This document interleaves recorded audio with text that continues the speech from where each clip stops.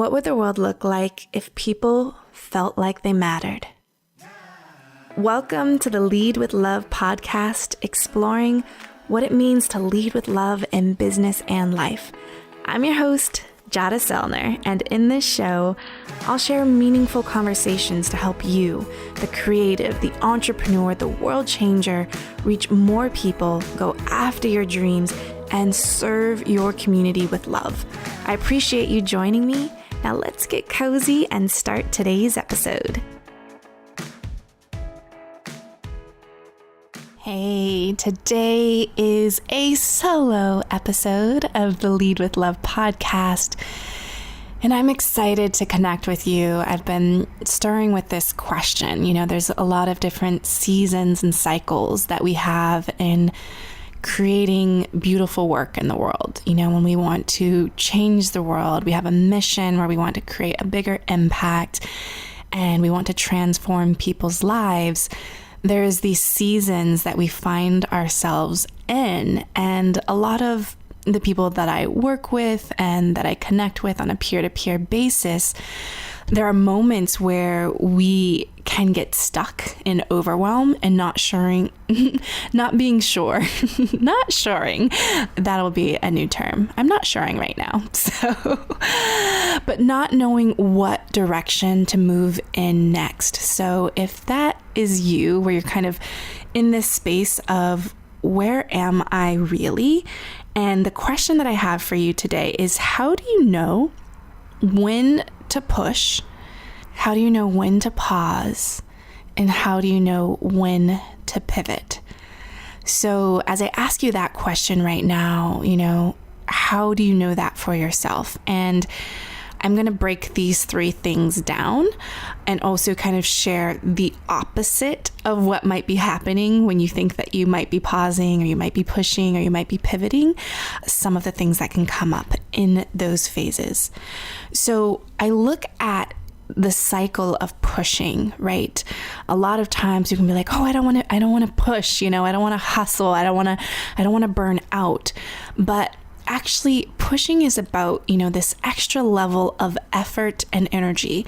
And sometimes you need to be in that push phase to get something started, right? To kind of like ramp yourself up. So I think about when people are getting ready to run a race, you know, they're kind of running in place, they're swinging their arms back and forth, you're kind of just like revving up the engine. It can also be at the finish line, right, where you need to push and kind of get something to completion. So I think about, you know, at the very end of a race, you know, you're racing against people, you're racing against yourself, and you're like, okay, there's the finish line. I see it. I'm tired. I've just put a lot of effort and energy in. But in order to, you know, get to the finish line, there's this extra level of effort and energy that needs to happen at the end.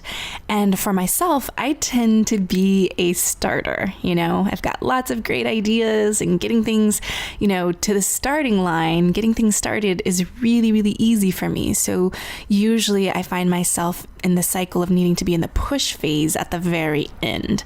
And that's when I'm needing more support, more accountability to just, you know, even a team that's helping bring things to completion, closing the open loops. So I'm curious for you, are you in the push phase in your business and your life? Is there something that needs that extra effort and energy? And for pause, it's about slowing down. It's about the stillness and not doing anything, kind of surrendering to the unknown and uncertainty.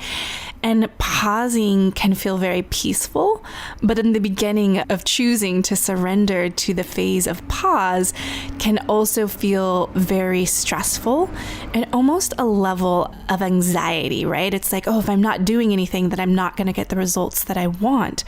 But I think it's so important for us as leaders, in whatever capacity that might be for you, is to give ourselves time and space to think and dream.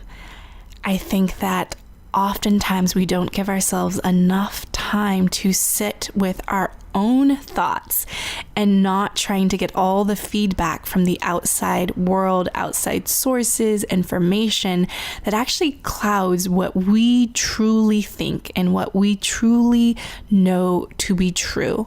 And so we really have to give ourselves that space to actually slow down and pause and just sit with the discomfort of silence. Because in that silence, there actually will be a voice that comes up, and it's your own voice, your own intuition, your heart showing up to the party. And I know for me, I love to think and dream, but I don't always love to sit with my own thoughts. I always want to be in this forward momentum. Futuristic is a top strength of mine. And so I like to be forward thinking, propelling things forward. But pausing, you can think and dream, but you also just need to be still and actually listen to see what is the next move. And then the last phase is pivot. So being able to actually know, is it time to change direction? Is the thing that I'm working on in this moment, is it actually working? So this is an opportunity, which I think that clarity will actually come during the pause phase, is to know, is what you're working on actually working? Is it resonating with you? And is it giving you energy? And are you connecting with your community in the way that you want to be showing up and serving? Or is there an opportunity to change directions and actually move in another direction? Is what you're working on actually not working? And so I'd really love you to tune in to really think about, what phase are you in right now? Are you in a season where you actually need to be pushing, really getting something, wrapping it up to the finish line? Or do you actually need to be able to press pause and be still and listen? Or are you needing to pivot and actually move in a different direction because there's friction or things that are coming up in the way that it's like, oh wait, we actually need to just adjust the direction a little bit? So I would love for you to just really, really tune in to what season you're in your life, in your business, in a creative work that you're trying to put out into the world. Where are you in that cycle of push, pause, and pivot? So some things that you might see as push or pause or pivot that actually might be holding you back. So I don't want you to get stuck, but really thinking about, if you're kind of like, oh, I'm in a pause state, not taking action, not putting work out there, just notice if it's truly pause and you are listening and thinking and dreaming, or are you saying it's a pause phase for you, but it's actually perfectionism that has got you stalled and not moving? So just really be aware. The pause needs to be intentional versus, oh, I'm actually stuck in perfectionism mode and I'm holding myself back from taking action. So really noticing that. And then for the push phase, it's, have you created this extra level of pressure, right? So you can feel this anxious energy, this tired, like I'm pushing, but I'm not getting any results, or things aren't being finished fast enough. So you actually might be creating this extra level of pressure that is on the verge of burnout, where you actually need to take a step back. So are you pressuring yourself to get the job done and pushing into like complete hustle mode, but not really getting any traction or not getting to completion? So we don't want to confuse, that you're in the push cycle when you're actually in this like high pressure energy that is going to be a path to burnout. And then there's also, the pivot phase you could confuse with also procrastination, or what people like to call like the squirrel or the shiny object syndrome, where you're like, oh, there's something else and something else. So you're constantly always starting something new, or you've got a new idea that you want to work on. So not confusing a pivot with procrastination to actually get the thing that is right in front of you completed. So just being really aware of the sneaky ways that we can identify that, oh, well, I'm in the pause, or I'm in the push, or I'm in the pivot, but not getting it confused with perfectionism, with procrastination, and with this extra level of pressure that's getting you and your team on a path to burnout that is not sustainable. So I really, really, really love for you to just connect, call yourself out, bring a sense of awareness of what phase that you're in. Is it push? Is it pause? Is it pivot? And my invitation to you, no matter what phase, season, cycle that you are in this moment, that you continue to put play at the top of your to-do list. Are you actually having fun in your business, in your life, in your creative output in the world, in your leadership?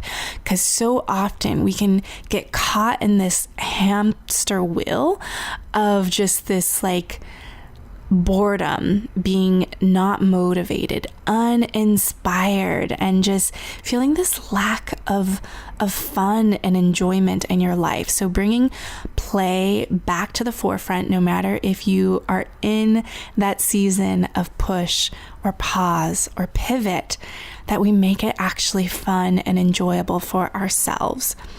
And that will give you the clarity on where you need to focus next, where you need to spend your time, so that you don't get stuck in overwhelm and confusion and I don't know what to do next, but that you actually get really, really clear on what it is that you most want and need to take that imperfect action forward.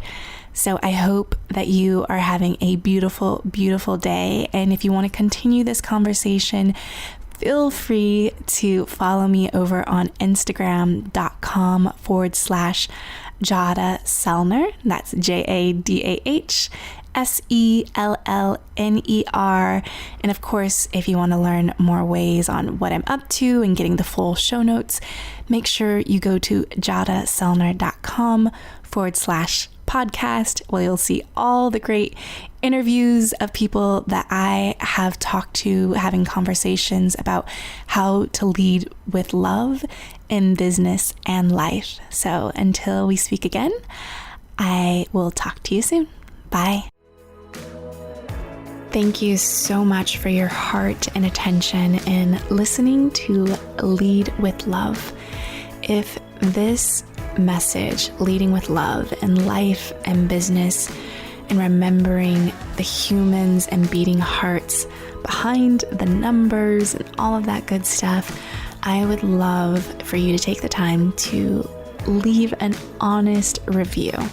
It would mean the world to me, and it also helps more people find out about the goodness and helping spreading more love in the world, which we really, really need. So I would really appreciate that, and I'll talk to you soon. Bye.